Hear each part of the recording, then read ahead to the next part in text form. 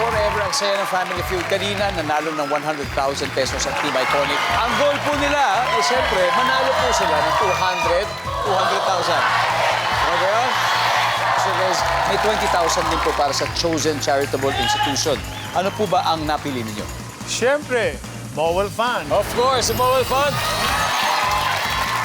Bilang si Sir Res po ang presidente ng Mobile Fund. Thank you. Now, eto po, habang si Miss D ay nasa waiting area, it's time for Fast Money. Give me 20 seconds on the clock. Sir Res, good luck. On a scale of 1 to 10, 10 being the highest, gaano katalino ang alaga mong aso? Go. 8. Bahagi ng katawan na madalas maipit. Kamay. Pag Monday, ano ang unang ginagawa ng mga empleyado sa opisina? Flag ceremony. Ilang dating presidente ng Pilipinas ang kaya mong i-enumerate? 5. Medyo weird kung babiyahe ka sa EDSA, sakay ng... Kariton. Sir Res, eto na po. Dito na po tayo. Okay. Here we go. Scale of 1 to 10, gaano katalino ang alaga mong aso? 8. Survey says... Wow, good start. Yes. Bahagi ng katawan na madalas maipit, ang sabi niyo po ay kamay, ang sabi ng survey. Yes! Pag Monday, ano ang unang ginagawa ng mga empleyado sa office? Nagpa-flag ceremony. Ang sabi ng survey. Wow! Yes! Ilang dating presidente ng Pilipinas ang kaya mong i-enumerate? Sabi niyo 5. Ang sabi ng survey. Yo! Yes! Wow! Medyo weird kung babiyahe ka sa EDSA, sakay ng kariton. Ang sabi ng survey. Wow! Mababa. 135, grabe, ang galing. Balik na Thank po you, tayo. 65 to go. Let's welcome back Miss D.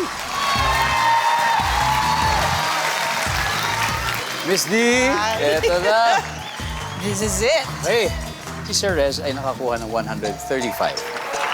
So you just need 65 more. 65 65. na. Yeah! 65 na lang. Di ba? Sana nga. Easy, easy. Easy. At this point, makikita na ng viewers. Ang sagot ni Sir Rez, ayan, nakikita na po ngayon. Now, I will give you 25 seconds to answer the question. On a scale of 1 to 10, 10 being the highest, gaano katalino ang alaga mong aso? Go. 7. Bahagi ng katawan na madalas maipit. Paa? Pag Monday, anong unang ginagawa ng mga empleyado sa office? Nagdadaldalan. Ilang dating presidente ang kaya mong i-enumerate? 4. 4. Medyo weird kung babiyahe ka sa EDSA, sakay ng blank.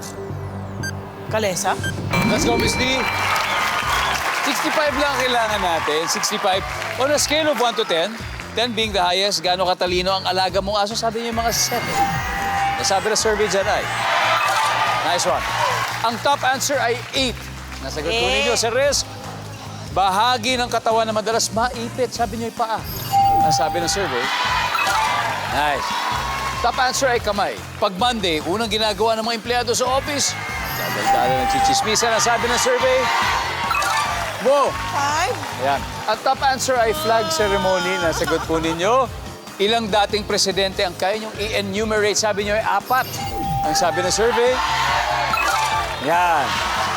Ang top answer ay 3. And finally, medyo weird kung babiyahe ka sa EDSA, sakay ng kalesa. We need 25. Tingnan natin. Ano, top Bibigay kaya ng 25 points ang kalesa. Survey says...